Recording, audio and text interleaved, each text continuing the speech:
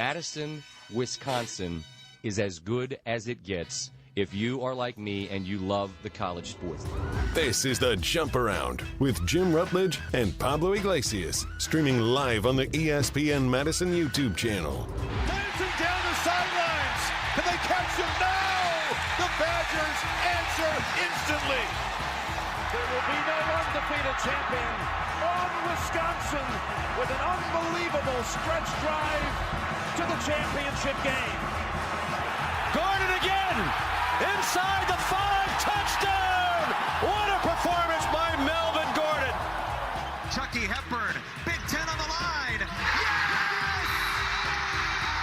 It's over. The Wisconsin Badgers win 17-9. They are the first Big Ten team ever to win successive Rose Bowl games. That is the best college sports town in America.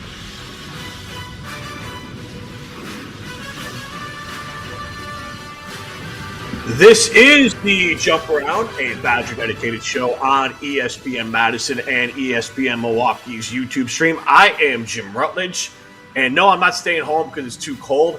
I am home with a sick kid, so I am doing the show live from Oregon, Wisconsin. Pablo Iglesias is back at the Everlight. Pablo Iglesias is back at the Everlight Solar Studio.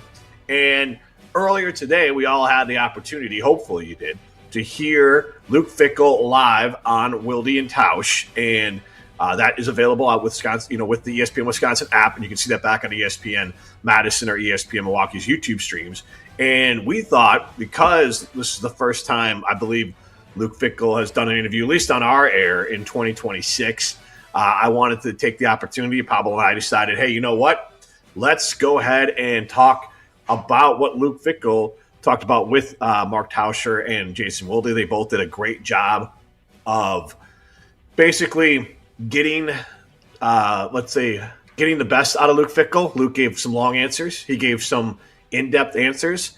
And I think we can start this whole thing with Luke Fickell talking about team building and using resources wisely. Yeah, definitely some thoughts from that one. It was. Let's go ahead and play it. Yeah. Well, I mean, that's what all of us are trying to do in college ball. I mean, I think everybody at some point in time has some type of budget. I know we can joke and laugh and say, well, there are people that have no budget, but I don't know that that's true. Now, they might have a budget that they can go over if they like, but I think, the key is that you got to find a way to make sure you can get yourself in the game and be a part of what I would say not becoming blockbuster. I try to use that as a phrase sometimes that people – that are maybe of my age. I know you guys are a lot younger. At least Tausch is. He doesn't look it, but he is. That if you don't at least get with the times and recognize that this is a part of something that gives you a chance to be in the realm of everybody in college football. And then it's about, hey, okay, so you have all these pieces. You have some different pieces. Maybe you have some more talent. This is still why that's the greatest team sport known to man. And so the challenge is, how do you put these pieces together, whether some guy came here or went someplace because maybe money was the most important thing to him. That's not everybody. But now how do you take some people that money was important, some people that academics were important, some things where the Big Ten was important, some things were, hey, Wisconsin was incredibly important to them because that's where they're from, and tie them all together to believe in something bigger than themselves, work for something, and then be able to do things together. I think that hasn't changed in college football. It just becomes maybe a wider, array of things that maybe have brought people to, in particular, Wisconsin. So that's a good answer from Fickell. Ham-handed joke with Tauscher and not finishing the payoff for the Blockbuster reference aside. If those who want to know the Blockbuster reference, it was a video store where you went into and you got videos and you took them home. Netflix ran Blockbuster out of business. And I'll tell you right now, the Badgers are looking far, far more like, I'll say Family Video, because they hung on a little bit longer, at least in the Wisconsin area, than Blockbuster. But right now, the Badgers need to move from the Family Video era, or even they're in the Netflix, you got the DVDs mailed to you era. and the Badgers need to get into the digital streaming era to continue Luke Fickell's metaphor there. Again, I like what he's saying. It's the right things. I'm going to ignore the fact that what the hell have they been doing the last couple of years, but I'm going to say hopefully it's not too little too late. I don't have a lot of great thoughts, good or bad, on these recruits because I just don't know, and I'm not going to get fooled by the hype again. But I will say that at least that first answer, Luke Fickell's saying the right things. There's no other way to put it. It's for every school, every program, everybody in college sports. It's genuinely adapt or die.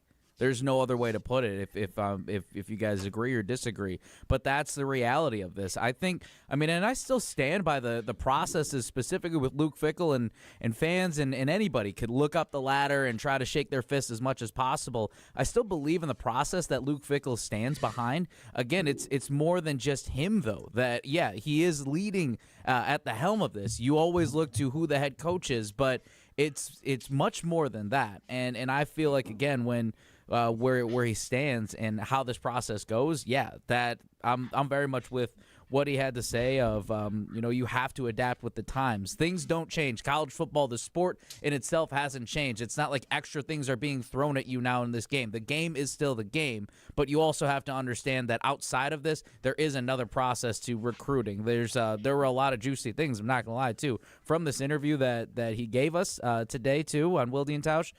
I was very intrigued to get to hear more of the inner workings of what it takes now to recruit in college football today, because it is a very aggressive game. It always has been, but it seems like it's not even on steroids right now with how aggressive this is. It's a brand new ball game in terms of the recruiting and roster construction.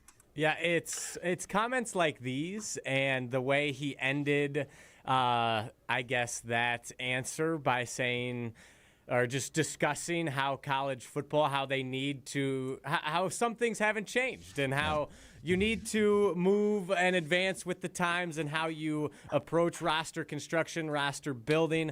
However, it's still, when it comes down to it, he's still the coach and he has to get his group of guys together. And this is why I feel like I like him as a head coach. Like, that's the kind of attitude you have to have at any level, at any era in college football, that this is my team.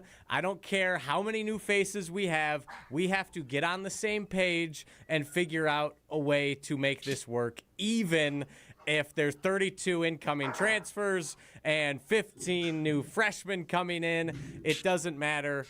Every year's a fresh start, and this is how you build a team. So, Jim, I don't know if you have anything to add upon that, but I liked his answer. Well, I didn't say I didn't like his answer. I just he's always been good at giving good answers. We just got to see it. That's gonna be a lot of what happened so far. And I'm gonna go ahead. I can't say I give them the benefit of the doubt. I'm just gonna say I'm not gonna write this season off as a failure. That's unfair. I just have to actually see the results before I buy in that this is gonna take the next step. But new year, new mattress. Start 2026 feeling rested and make an impact while you do it at Steinhafels all January. Stop by Steinhafels and test rest any mattress. For every test rest, they'll donate $20 to Special Spaces Wisconsin, a nonprofit creating dream bedrooms for children with cancer, a better night's sleep, and a chance to help a child's dream bedroom come true. The January test rest event is only at Steinhafels, so go ahead and check them out. I mean, I think I'm going to Steinhafels this weekend, so maybe you'll see me there. Pros pro transition there. Pros pro. Well done. All right, let's get to the next clip here from Luke Fickell, which was him talking about the portal approach. And again, the interview is available on the ESPN Wisconsin app. Luke Fickell with Wilde Tausch. Here's Luke Fickell talking about his portal approach. You have a small window, whether they're on your campus, whether there isn't as many people talking to them. I think we were aggressive in evaluating, as much as we could around the country, communicating as much as you can around, the rules that are somewhat in place out there, and then trying to put your best foot forward, saying, okay, now that there's some discipline to what it is that we're doing, and you can't just think, okay, well, if we have whatever, let's just let's just take some shots at different things. So there was a lot of work put in, obviously, with Marcus and myself of, in some ways, putting ranges around things that we wanted to do positionally. What were we looking for at specific positions in each position? And then, to be honest with you, I don't know how everybody did it. I can tell you this: for us, we put a lot of ownership on our coaches, and so our coaches really kind of were at the forefront of what they were doing with communicating with agents and communicating with a lot of different people that, were the kind of the back road to, at some point in time, getting that to your general manager and starting to work on a contract. There's no way that Marcus and his, team can do all those things, in what it is that we needed to fill. I mean, if there was 6 or 7 spots we were looking for, then we could have, done some different things in December and, had a little bit more free time with the coaches to work on football. But just the overhaul of some of the things you need to do. I mean, it was all hands on deck, and a lot of coaches did some things they probably never thought they were, equipped to do. And I just mean not illegal, just meaning like really having in-depth conversations with agents and people about things that I know I never wanted to talk about money, and that's why I love college football. But we had to, grow beyond our, our comfort zones. Again, ham-handed with like, hey, we didn't do anything illegal sort of thing. Yeah, but that's fine. Seemed like an instinct, like a reaction, like hey, we didn't do anything illegal. Like just making sure. Everyone knows right. Everybody's got to cover themselves because you never know. You never know. It gave a little. I'll be honest. I don't know what's legal and illegal anymore. I mean, I don't know what you'd be doing.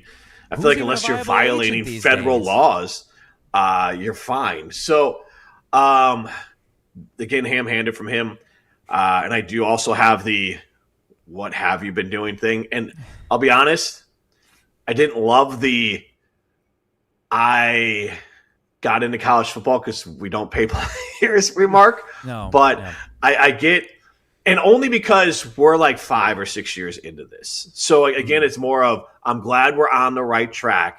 But Luke, at Cincinnati, you had to pay players. You've been at Wisconsin now for a while. Like, I hope that you are embracing this whole system and jumping into it. The rest of the answer was fine from the football side of things. Again, it just makes me worry about the overall mindset of the program, if they are still kind of like, oh, we don't want to have to do this, but this is college football, so we'll pay the players.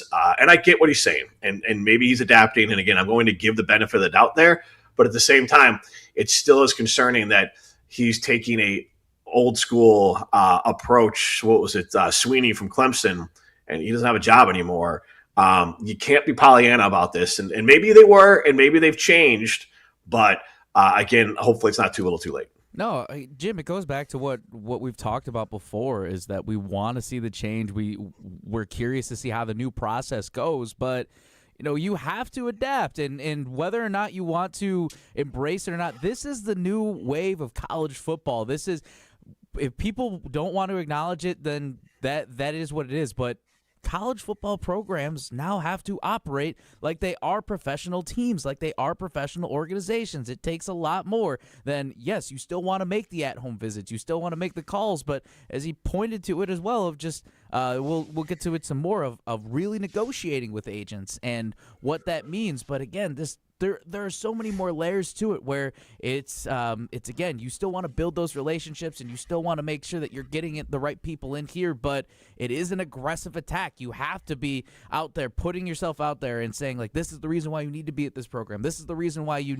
need to be here. And it's not a used car salesman pitch. You still need to be genuine and you still need to be authentic, but you now need to be more aggressive and more strategic in how you do it, and in the manner that you do it too, because now from what it sounds like too, it's the windows are a lot smaller in terms of these negotiations. Yes, which we will get to in a second when Fickell talks about agents. And yes. From what I can gather, he doesn't really like dealing with agents. However, I actually, Jim, I'm a push back. I like that he acknowledges the fact that he didn't get into this profession to talk to players about money, because I think maybe, as you would say, a little Pollyanna-ish, like he wants people in for the right reasons. And I think that speaks to who he is as a or I guess it speaks to his character as a coach and as a person, that he would prefer players who aren't just in it for the money. But he acknowledges, that as he did in the last clip, that there are people who are in it, who want more money, who like Wisconsin, who want to play for championships in the Big Ten, so on and so forth. But that ultimately, that's not his goal. Like, he didn't get into this to talk to kids about, oh yeah, we're gonna give you $1 million. Yeah, I hope you get paid. Like, he wants to coach them up. He wants to get them to the NFL, and he wants to build relationships. And I think that's important. I think that's what makes a good coach, and that is one of the main reasons I still believe in Luke Fickell as the head coach of the Wisconsin Badgers, because he's focusing on the right things. And now with this extra investment, with him and his staff and the department getting in on, hey, we got to pay players now. We needed a plan. We needed more investment, and they executed it. Now we need to see it on the field. And I think with that in place and with this extra investment, I think we will. I hope you're right. I will say this before we get to the next clip here. Part of being the coach that I think Luke Fickell is saying he wants to be as far as changing these young men's lives is understanding that sometimes money is the most important thing, no matter how much you might want to go to Wisconsin. That some of these kids coming from backgrounds where they're the breadwinner already, and $10,000 can change the outcome of a family. So, and I'm not saying Luke Fickell isn't aware of that, but I think that he's just got to be.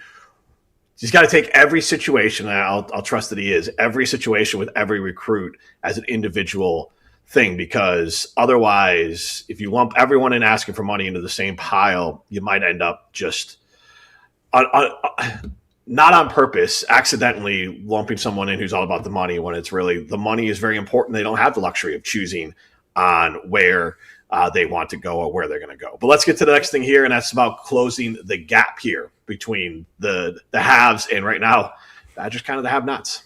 Making sure we understand we're not where we want to be, and it's just more so about a realization. Sometimes people within our own program and team and coaches and even fans. I mean, they think, okay, now that you are technically invested differently, that money solves all problems, and they don't.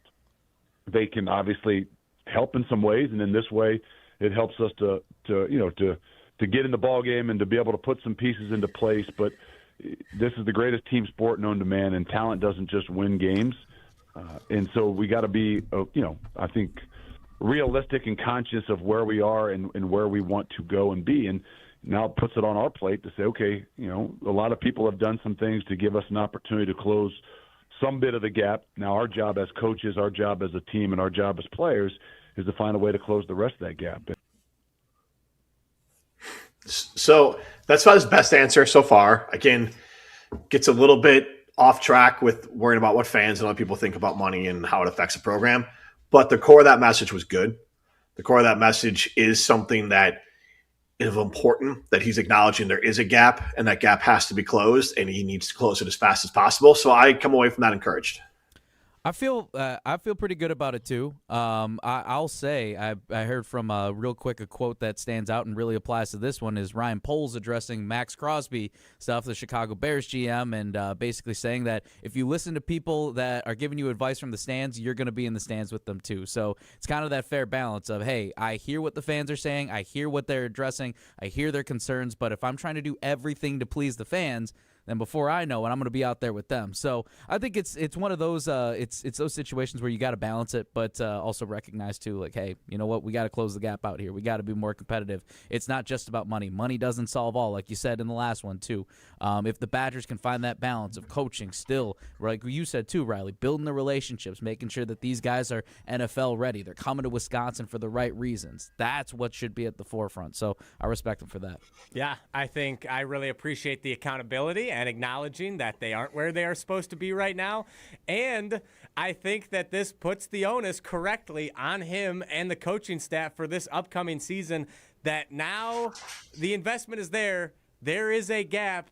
It's on them. And if it doesn't happen this upcoming year, there's probably going to need to be some changes made, or there's going to need to be a reckoning if some things don't change, and relatively drastically this upcoming year.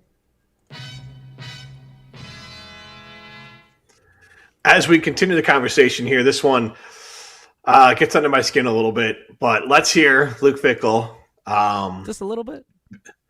Well, there's two sides to every story. I guess that's what I'll get to. But let's hear Luke Fickell on Wilde Tausch. That you can stream this on the ESPN Wisconsin app and watch the interview on the ESPN Madison or ESPN Milwaukee's YouTube stream. Luke Fickell talking about college football agents. Regardless of whatever it is that you have, so you have some flexibility there. The difference in college is, in the NFL, if you're drafted or somebody has your rights, the agent's working for Tausch, you know better. 2, 3, 4 weeks, 5 weeks, 6 weeks on a contract. In college, you got this lunatic head coach that's, breathing down your neck saying every minute that this thing is not done and signed and whatever it is that they want and changed, and if we're not signed, every minute he's talking to somebody else. It's not every day. It's not every week. It's like, all right, we got a week and a half to figure this contract. No, we don't. We have the next 10 minutes to figure this contract out, because if we get off the phone with this agent and we don't figure this out and we don't get the red tape cut, he's talking to somebody else. And so I don't know if anybody thought that they were going to be working like this, and for sure the NFL agents that are used to a structure that they were. I'd be curious if they recognize, like, why are these guys so crazy and adamant about, like, not hanging up the phone and getting this done? Like, no, I'll send you an email and we'll talk on Monday. Like, no, we won't. No, it's 5 o'clock on Friday and I'm going to dinner with my family. I don't care. Like, I believe that at 6 o'clock on Friday you'll be talking to somebody else, and so I don't want that to happen.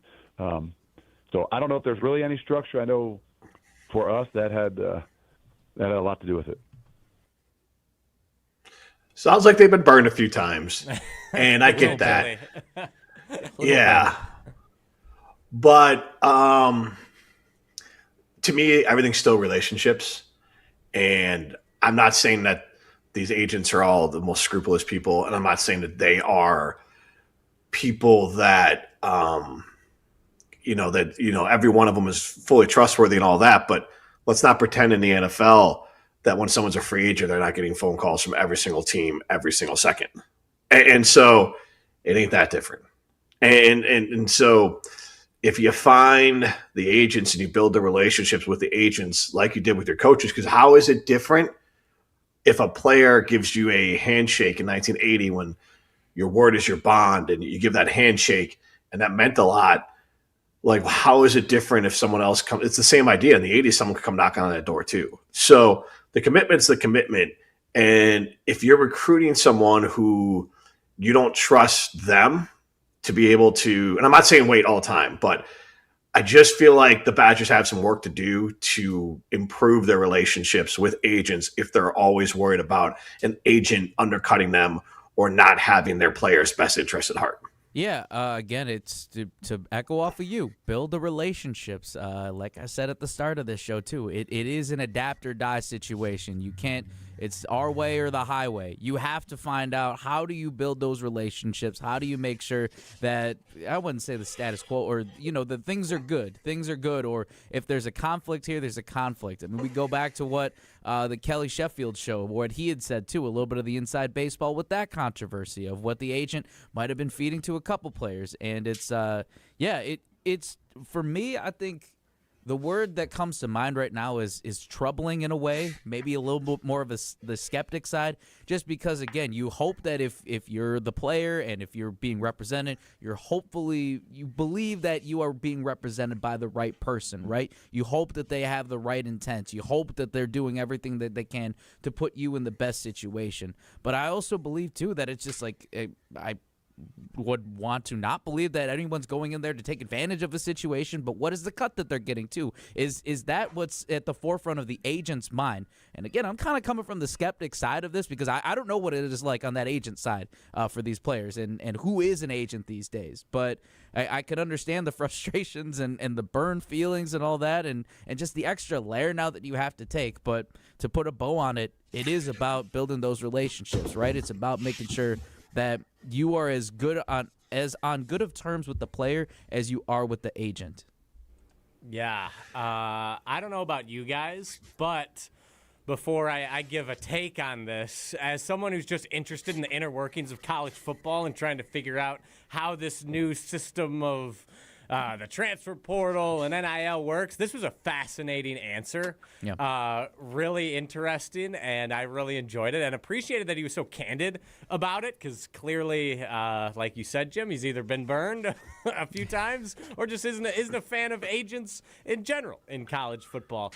But I thought Luke Fickell sounded so paranoid in this clip. He sounds so nervous about the agent's talking to someone else. And that's probably how it is. I believe it. But it also speaks to, he knew that going in, that they had to, if this agent has a dinner at 5 p.m. and they're talking at 4:45, he's got to hammer out that contract by 4:55, whatever it is. And it's just really, really interesting, and it speaks to that they had a plan going in. They were aggressive. They knew they had to get deals done, and they got them done. So they didn't get everyone they wanted, but I'm glad they got who they got in this setting. There might be tight windows, but it doesn't feel like it's professional if you're rushing the process like this. Let me be honest on that one. It does not. Yeah, no, he's referred to it as speed dating. He talked about it as speed dating yesterday in the press conference and today in the interview. Yeah, it's just, for me, it just doesn't feel professional. I don't know what you guys think or how you feel about that. Like, I just don't like the rushing of the process of that.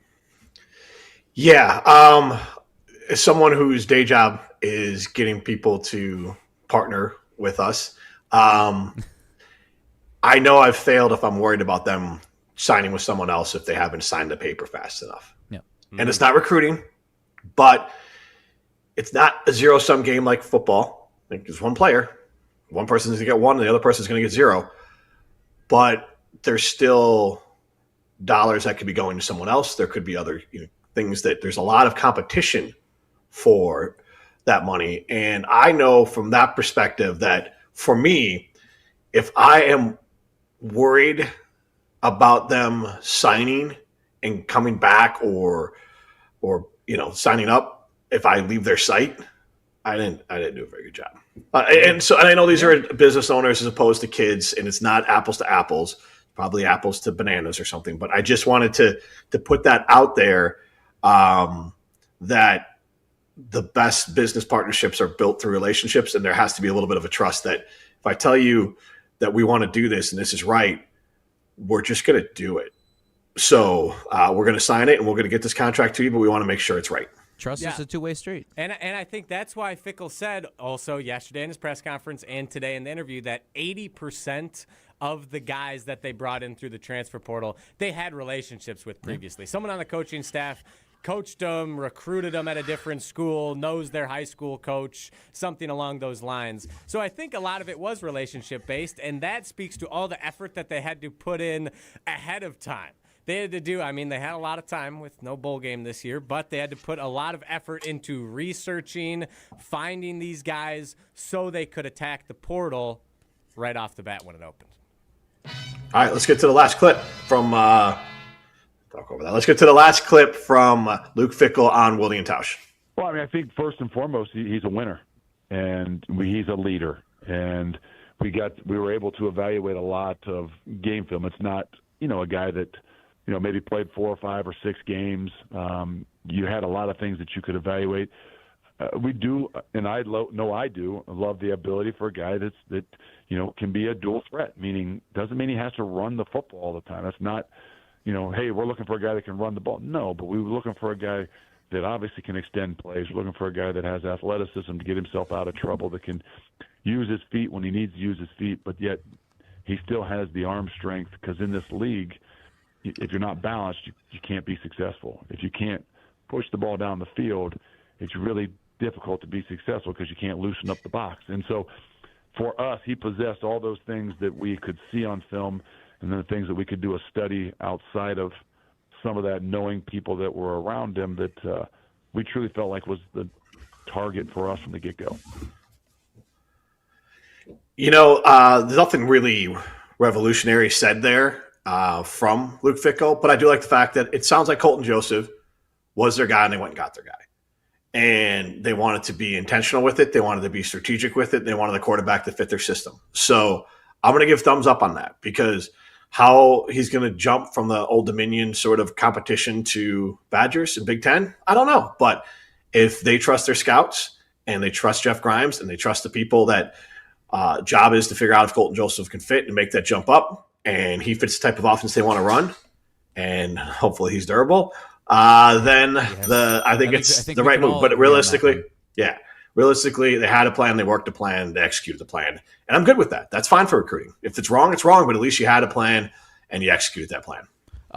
This is a good stepping stone to a monumental win in this category, if you will, because this is a guy that they wanted to go after. This is a top target at this position, at a big position for this team that they wanted to, of course, we all understand that we wanted to tackle. Granted, I was on the Carter Smith train into the season, but now seeing that Colton Joseph is the guy that's coming in, I'm very much on board with this one. Of course, if we could just wrap him in a bubble, that would be fantastic up until week 1. But truly, I think what I tip my hat off to, again, like you said, to the scouting department, to everybody, that if they believe that this is the guy that fits the right system, this is the guy who does it the right way, this is the guy who has all the intangibles, if you will, like all the skill sets to improve this offense, to take them to the next step, but has, again, they've been keeping their eye on this guy and they ended up landing him. I give my kudos to Wisconsin, because we've seen swings and misses before. Hey, we're in on this conversation, but this guy ended up going this way. I don't know how much Caleb Williams actually was going to come to Wisconsin in general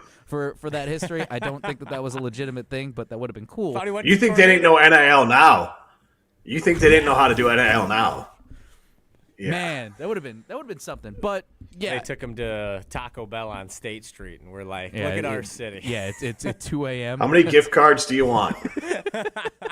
You can have all the Badger gear you want. Come on by. It's all yours. Yeah, it's all yours. It's but I'm excited. Again, I'm still on the side that you are, though, Jim. If we've had this conversation, you got to show it to me now. You got to prove it on the field. You've done the work that you can, or if you've done the right things that you believe you've done. All right, well, now show it. If you feel like that, if you're bringing, 32 recruits and 15 freshmen, so that's 47 new players and 47 new guys on this roster next year. If you're going to do that, make sure that the product is just as good as how much you're touted now. Yep, echoing what you guys said, I think this is a microcosm of the Badgers' portal approach for everyone this year, this entire offseason. They had a plan, and they executed it. So now we're going to learn this season, how good is Luke Fickell as a head coach, and how good is he as a talent evaluator, which I think has been one of the biggest knocks. Like, why was Braden Locke our backup quarterback for 2 years? And now we're going to learn, do the guys that they brought in, do the guys that they wanted have the talent that they think they did? And I, for one, am very, very excited to find out. And, I mean, I'd say one more thing, too. If we were being promised that more resources were being pushed into this, have they utilized those resources a lot more better? Have they put them in better places? Have they spent, if you will, spent money and spent the right resources on the right players that could make the impact? It's another thing to think about. J&K Security Solutions can impact your business and your home. They can help with home security. They can help with commercial fire protection, and they can help with commercial security. So whether you want to protect the most important things from anywhere in the world for your home or business, reach out to locally owned, family-owned, and veteran-owned J&K Security Solutions. This was a fun jump around. I know it's a little different. We didn't do the Twitter portal. We didn't do clip of the day. We did all the clips that we thought were important from Wilde and Tausch earlier today. I've actually got one quick thing that I pulled up on Twitter. Unfortunately, we don't have it pulled up. An abbreviated Twitter. An abbreviated one from Front Office Sports. Put out Kurt Cignetti's order from Indiana real quick from a popular taco burrito chain. We won't give out free pub, but chicken, brown rice, black beans, and a side of guacamole. Would you guys just go with that, or you got to put more stuff on that? No, go with the Kurt Cignetti bowl. That sounds terrible. No. Sounds pretty bland.